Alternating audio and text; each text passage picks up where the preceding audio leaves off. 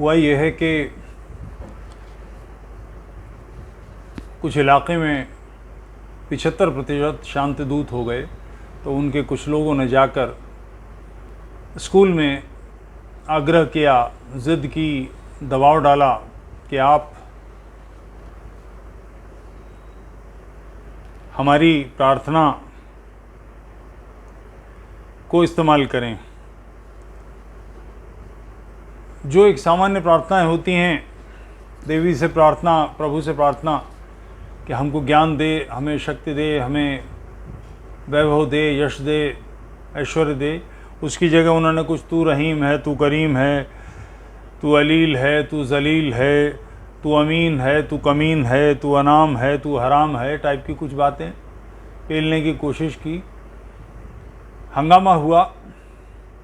Social media एक बड़ा tool बन गया है जिसके आधार पर ये स्थिति आई कि सरकार पर दबाव पड़ा और प्रशासन ने दबाव डाला, प्रार्थना बदल दी गई, वापस वही लाई गई। ये बात कुछ लोगों को विजय की तरह लग रही होगी। मैं इस तरह की और दो एक घटनाएं बताता हूँ। तमिलनाडु में कुछ लोगों ने कोर्ट में जाकर, ये जैसे उत्तर भारत में मंदिर हैं, तो चूंकि उत्तर भारत में आक्रमण बहुत हुए हैं, इसलिए चल वैजयंती का व्यवहार नहीं है। चल वैजयंती एक तो स्थिर देवता जो मंदिर में स्थापित हैं, स्थिर हैं, पूजा होती है, लोग आते जाते हैं, दर्शन करते हैं, आरती करते हैं। एक ऐसे देवता जो वर्ष में एक बार, कुछ 6 वर्ष में, कुछ 12 वर्ष में अपने क्षेत्र का भ्रमण करते हैं, अपने ज़िले का भ्रमण करते हैं, अपने प्रदेश का भ्रमण करते हैं, भारत भर का भ्रमण करते हैं। वो लोग जो दर्शन करने मंदिर नहीं आ सकते, उनको दर्शन देने के लिए देवता उनके द्वार पर आते हैं। ये एक व्यवस्था है। तो वो कोर्ट में गए और उन्होंने कहा कि हम यहाँ बहुसंख्यक हैं, हमारे क्षेत्र में यात्रा, चल यात्रा देवता की नहीं निकलनी चाहिए। हाईकोर्ट ने फटकारा कि अगर ये चलेगा, ऐसा किया जाएगा, तो भारत के अन्य क्षेत्रों में जहाँ हिंदू वर्चस्व है, वहाँ आपकी बातों का विरोध किया जाएगा। बड़ी गंभीर बात कोर्ट ने कही कि जहाँ ये संख्या बढ़ती है, वहाँ ये अपनी मनमानी चलाते हैं। मनमानी से मतलब ये शरिया के लॉ को, शरिया कानून को लाना चाहते हैं। संख्या बढ़ गई है तो फिर वो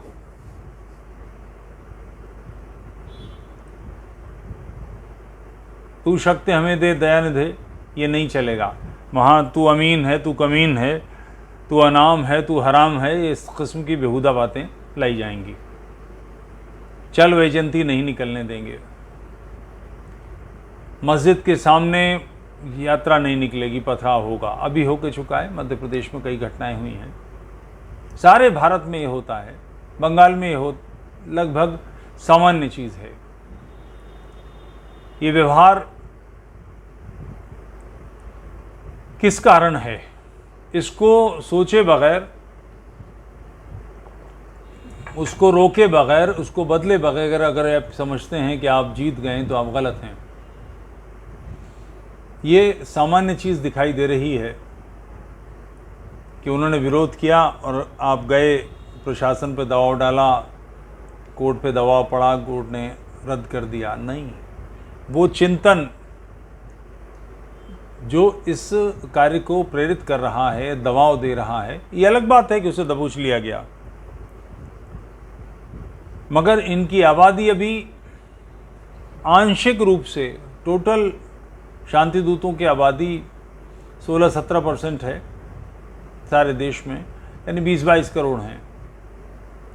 130 में 20-22 करोड़ लोगों की मनस्थिति, जहां वो 70%, 60% का पॉकेट बनता है, वहाँ वो शरिया चाहते हैं, अपनी व्यवस्था चाहते हैं, अपने ढंग से जीना चाहते हैं। न केवल अपने ढंग से जीना चाहते हैं, जो दूसरे लोग हैं उन्हें बाध्य कर रहे हैं कि आप हमारे ढंग से जिएं। आप स्वयं जो जी रहे हैं वो तो ठीक है, मगर आप दूसरों को भी अपनी शर्तों पर जीने के लिए बाध्य करेंगे। उस देश में जहाँ प्रजातंत्र है, जहाँ आप अल्पसंख्यक हैं, वहाँ आपकी इतनी दीदा दिलेरी, इतनी धींगा मुश्ती। इस रोकने से एक बात तो ये तय समझनी चाहिए कि इसे रोका जा सकता है, इसे जीता जा सकता है, मगर जीतने के लिए आवश्यक है कि आप इस विचारधारा को समझें। इसका जो मानस है, ये कुफ्र और ईमान का जो झगड़ा है, जो ये मानते हैं कि वो ईमान वाले हैं और बाकी सारी दुनिया काफिर है, और काफिरों को मारकर ख़त्म करके, कन्वर्ट करके किसी तरह से इन्हें समाप्त करना है। समाप्त करने के बाद जो राज्य आएगा वो राज्य इस्लामी होना चाहिए, उसे दारुल इस्लाम कहेंगे। दारुल हरब समाप्त होगा। दारुल हरब का मतलब युद्ध क्षेत्र, यानी इस देश में जो 15-16% समाज है, वो शेष बचे 84-85% को समाप्त करने के मंसूबे बना रहा है। उनकी स्त्रियों को उठाना चाहता है, उनके बच्चों को गुलाम बनाना चाहता है, उन्हें सेक्स स्लेव बनाना चाहता है। अल्पसंख्यक बहुसंख्यकों पर दबाव दे रहे हैं, और जो व्यवस्था है, जो राज्य है, स्टेट है, वो सारा का सारा उन पर कभी कहीं कोई एक्शन नहीं लेता, कहीं कुछ नहीं करता। बहुत कोई बात सामने प्रकट हो गई तो हो गई। बंगाल में निष्कासन शुरू हो चुका है, बहिर्गमन शुरू हो चुका है। असम में बहिर्गमन शुरू हो चुका है। बिहार में, बिहार की तो ये घटना ही है। कर्नाटक में, तमिलनाडु में, केरल में, यहाँ तक कि गुजरात में, पंजाब के बड़े पैमाने पर परिवर्तन हो रहा है। पंजाब के किसी शहर में चले जाइए, आप पाएंगे, पंजाब छोड़िए, दिल्ली के आसपास, अभी हरियाणा में गुड़गांव की तरफ पंचायत हुई है। वो कहते हैं कि हमारे आसपास की बस्तियां रोहिंग्या से, बांग्लादेशी मुसलमानों से घिर गई हैं। पहचाने जा सकते हैं वो लोग अलग से। ये लगातार कार्य हो रहा है, और इसके लिए जो स्थानीय इस्लामी शांतिदूत नेतृत्व है, उसकी व्यवस्था करता है। वो इसकी चिंता करता है कि ऐसे आने वाले विदेशी बसें, संख्या बढ़े। उसका कारण यही है कि वो भारतीय, बर्मा के रोहिंग्या, बांग्लादेश के बांग्लादेशी, इनकी चिंता में नहीं पड़ते। उनके लिए सारी उम्मा है, सारे इस्लामी हैं। तो इस चिंतन का विरोध किए बगैर ये राष्ट्र कैसे बचेगा? इसकी छान फटक किए बगैर, इसके सत्यासत्य विवेक का प्रयोग किए बगैर, इसको दबोचे बगैर कैसे बदलाव आएगा? ये वो सोच है। किसी को लग रहा होगा कि मैं या मेरे जैसे लोग सांप्रदायिकता फैला रहे हैं, उकसा रहे हैं, तो उनके ध्यान में आने की बात है कि अभी 70-72 वर्ष पूर्व 1947 14 अगस्त को भारत का विभाजन हुआ, पूज्य मातृभूमि के टुकड़े कर दिए गए। जिन्हें ये लगता है उन्हें ये बात समझनी चाहिए कि आप जैसी सोच वाले लाहौर में भी थे, कराची में भी थे। क्या हुआ? मार मार के निकाल दिए गए। मैं ये समझ पाता हूँ, राष्ट्रीय स्वयंसेवक संघ, हिंदू महासभा, आर्य समाज, इनको इस्लामियों ने निकाल दिया, मगर वहाँ कांग्रेसी भी थे, वहाँ वामपंथी भी थे। वामपंथी कांग्रेसी मतलब कांग्रेसी हिंदू, वामपंथी हिंदू, उन्हें क्यों निकलना पड़ा? इस प्रश्न के उत्तर में सारी व्यथा कथा छिपी हुई है। आप अगर काफिर हैं, आप अगर मुशरिक हैं, आप अगर मुल्हिद हैं, आप अगर मुर्तद हैं, तो आपके जीने का इस्लामी क्षेत्र में कोई मतलब नहीं है। आज भी बांग्लादेश में 7% हिंदू हैं। विभाजन के समय 30-32% हिंदू थे, आज 7% रह गए, बाकी सारे गायब गए। लगभग 4 करोड़ लोग या तो धर्मांतरित कर लिए गए, मुसलमान बना लिए गए, या उनका कत्ल कर लिया गया, या उनको बांग्लादेश से भगा दिया गया। ये किस समय हो रहा है? जिस समय संसार भर में बढ़िया बढ़िया फिल्में बन रही हैं, मानवाधिकार के नारे लगाए जा रहे हैं, यूएनओ में काम हो रहा है, जैतून की टहनियाँ हिलाई जा रही हैं, फाख्ता उड़ाई जा रही हैं, सफ़ेद कबूतर उड़ाए जा रहे हैं, शांति के सफ़ेद झंडे लहराए जा रहे हैं, उस समय में बांग्लादेश से 4 करोड़ हिंदू, भयानक बड़ी संख्या है। द्वितीय विश्व युद्ध जो बड़ा भयानक था, उसमें भी 4 करोड़ लोग मिलकर नहीं मरे, ये हिंदू समाप्त कर दिए गए। पाकिस्तान में आज सिर्फ 1% हिंदू बचा है। उन सारे हिंदुओं का क्या हुआ?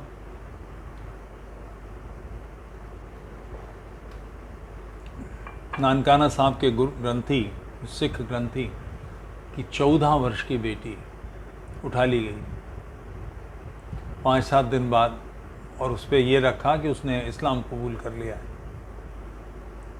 भारत ने और संसार के देशों में दबाव डाला, सिखों ने दबाव डाला, पंजाब को आतंकवाद की राह पर धकेलना है, इसलिए उसको वापस कर दिया गया। मगर उस लड़की का सम्मान कभी लौटेगा? 5 दिन में उसके साथ क्या नहीं हुआ होगा?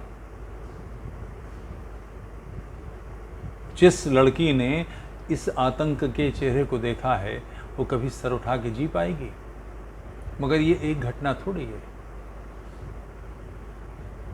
पाकिस्तान में केवल 1% हिंदू रह गए, हर प्रकार से उन पर दबाव दिया जाता है, राक्षसी वृत्ति बिल्कुल। इसके पीछे क्या है कि दारुल हरब है, ये काफिर हैं, इन काफिरों को ख़त्म करना हमारा दीन है। इसके लिए दौला की सपोर्ट यानी राजनीति की सपोर्ट लेनी है, जिस तरह से हो सके इस काम को करना है। तो इस मूल चिंतन को जड़ से नष्ट करना, बिल्कुल काट के समाप्त कर देना, इनके बीजों को भी दग्ध कर देना, भून देना, कि दोबारा इस बीज से कोई नागफनी ना पैदा हो जाए, ये आवश्यक है। इस घटना का सोशल मीडिया के कारण से लोगों को पता भी लग गया, नहीं तो ऐसी घटनाएं होती हैं, पता भी नहीं लगता। सोशल मीडिया एक बहुत अच्छा टूल मिल गया है हम सबको, जिससे हम बात कर सकते हैं, राष्ट्र के प्रति अलग जगा सकते हैं, लोगों को तैयार कर सकते हैं। मगर तैयार करना यानी क्या करना? एक इलाके में इनकी आबादी 75% है, तो इन्हें शरिया चाहिए। तो ये आबादी 75% को 65 करो, 65 को 55 करो, 55 को 35 करो, 35 को 15 करो, 15 को 0 करो। यही इस समस्या का समाधान है। यानी प्रत्येक धर्मबंधु इसकी जिम्मेदारी ले, मन में आंखों में सपना आएगा, तब यह होगा कि हम 2 लोगों की, प्रत्येक व्यक्ति शुद्धि करना, उसकी घर वापसी करना, दीन के 2 लोगों को समाप्त करना उनका धर्म है। किसी को लगता होगा ये काम कैसे होगा, तो निवेदन करूं, 712 ईस्वी में जो पहला आक्रमण, सिंध पर जो आक्रमण हुआ था, उसे उन्होंने हिंद पर आक्रमण लिखा है, वो सफल हुआ 712 ईस्वी में। उससे पहले 14 आक्रमण असफल हुए थे, काट के डाल दिए गए थे, सब मार दिए गए थे। फिर भी 15वां आक्रमण किया। क्यों किया? कुफ्र को ख़त्म करना है, दीन का गलबा लाना है, ईमान की मशाल जलानी है। तो इस मिट्टी के तेल की बदबूदार मशाल को बुझाना किसका काम है? दीन के गलबे को मिटाना किसका काम है? जाहिर है कि धर्मबंधुओं का हमारा। हम ये कैसे कर सकते हैं? एक बार सपना देखें तो फिर कोई बड़ी बात नहीं। प्रयास करें। घर में काम करने आने वाले लोग, कूड़ा बीनने वाले लोग, सब्जी बेचने वाले लोग, प्लम्बर, कारपेंटर, छोटे छोटे काम करने वाले लोग, 17, 18, 19 साल की इस्लामी भगवतियाँ, इनकी शुद्धियाँ कोई बड़ा काम है क्या? बशर्ते आप करना चाहें। अब समस्या क्या है कि राष्ट्र ये चाहता है कि इस समस्या का समाधान राज्य करे। राज्य का मतलब स्टेट। ये संभव है क्या? स्टेट कानूनी तौर पर सांप्रदायिकता का विरोधी है।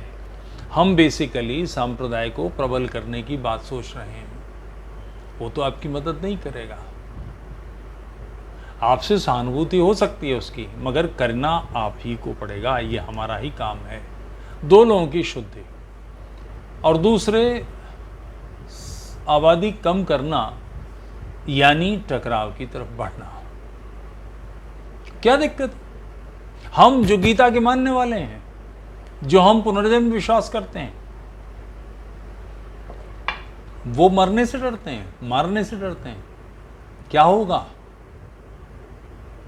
हमारा जीवन नहीं रहेगा तो क्या हो जाएगा? प्रभु राम के पिता का नाम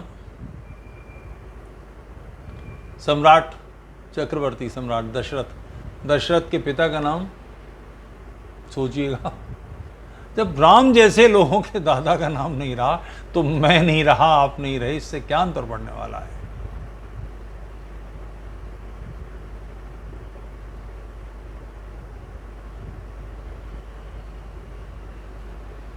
गीता का श्लोक है, जिएगा तो पृथ्वी का राज्य तेरा, मृत्यु हुई तो स्वर्ग का सुख तेरा, तस्मादुत्तिष्ठ कौन्तेय युद्धाय कृत निश्चय। इसलिए कौन्तेय, हे अर्जुन, उठ और युद्ध का निश्चय कर। हत्वा व प्राप्य से सर्वम जित्ता व भोक्ष्यते महीम, तस्मादुत्तिष्ठ कौन्तेय युद्धाय कृत निश्चय। हम गीता को मानने वाले लोग इसकी चिंता करने लगे। जब तक मृत्यु को संगिनी नहीं समझेंगे, वीर गति तो परम सम्मान का विषय है। और ये व्यक्तिगत काम है। लोग समूह बनाने की बात कर रहे हैं, सारे भारत को एकत्रित करने की बात कर रहे हैं, राज्य की सपोर्ट की बात कर रहे हैं। कुछ नहीं, व्यक्तिगत रूप से मैं क्या कर सकता हूं वो करूं। प्रधानमंत्री मेरी इच्छा से नहीं चलने वाले, राष्ट्रपति मेरी इच्छा से नहीं चलने वाले, सेनाध्यक्ष मेरी इच्छा से नहीं चलने वाले, सुप्रीम कोर्ट के जस्टिस मेरी इच्छा से नहीं चलने वाले। ये कानून बन जाए, वो कानून बन जाए, फलाना कानून बन जाए, इससे कुछ नहीं होने वाला। ये गली मोहल्लों का संघर्ष है, आपको और मुझे करना है। एक छोटे से आइलैंड में 105 करोड़ लोगों का राष्ट्र और 25 करोड़ लोग, पांचवा हिस्सा अपनी मर्जी से उसको हाँकना चाहता है और 105 करोड़ लोग चिंतित हैं, भयभीत हैं, तो ये बहुत गंभीर स्थिति है। और जो 25 करोड़ लोग हैं वो आप ही के लोग हैं, कहीं बाहर से नहीं आए हैं, कोई विशेष प्रजाति नहीं है। जूझने में क्या कठिनाई है? अपने ही लोग एक विचारधारा के कारण ऐसे वैश्य बन गए। तो आप अपने पूर्वजों की, चक्रवर्ती सम्राटों के संतानें हैं, उनका स्मरण कीजिए। ऋषियों की संतानें हैं हम, कोई कठिनाई नहीं है। इनकी आबादी कम करना, संघर्ष की तरफ बढ़ना, ज़ाहिर से लोहा लेना होगा। तो सोना खरीदना, चांदी खरीदना से ज़्यादा ज़रूरी लोहा खरीदना है। ये दो काम कीजिए। और जिन्होंने लोहे का प्रयोग किया है उनके थाना कचहरी पुलिस की जो मदद आपसे 5,000 दे सकते हैं, 50 रुपये दे सकते हैं, 5 लाख दे सकते हैं, ज़रूर दीजिए। इन 3 सूत्रों पर काम कीजिए। दो लोगों की शुद्धि, लोहे की व्यवस्था और जिन्होंने लोहा प्रयोग किया है उनकी आर्थिक सेवा। इन 3 पर काम करते हैं तो अगले 5 वर्ष में इस राष्ट्र की पूरी स्थिति बदल सकती है। बहुत सरल कार्य है ये, मगर ये सपना आंखों में आना चाहिए। इस कार्य को करेंगे सब कुछ बदल जाएगा। YouTube चैनल तुफैल चतुर्वेदी को लाइक कीजिए, सब्सक्राइब कीजिए, सपोर्ट कीजिए और मेंबरशिप लीजिए। जय हिंद राष्ट्र।